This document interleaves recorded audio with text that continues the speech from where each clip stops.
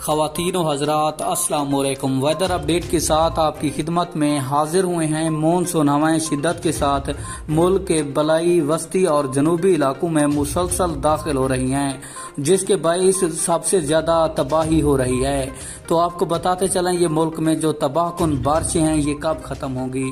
तो उससे पहले वीडियो को लाइक और चैनल को सब्सक्राइब लाजमी कर दें ताकि आपको हमारी नई वीडियो सबसे पहले और बआसानी मिलती रहें। तफसीलात के मुताबिक सिंध, बलूचिस्तान, पंजाब, इस्लामाबाद, खैबर पख्तूनख्वा, कश्मीर और गिलगित बल्दिस्तान में तेज़ हवाओं और गरज चमक के साथ मजीद बारिश का इम्कान बताया जा रहा है। सिंध में शदीद मूसलाधार बारिश, जबकि मशरकी बलूचिस्तान में, जनूबी पंजाब और ज़ेरी खैबर पख्तूनख्वा में कहीं कहीं मूसलाधार बारिश है।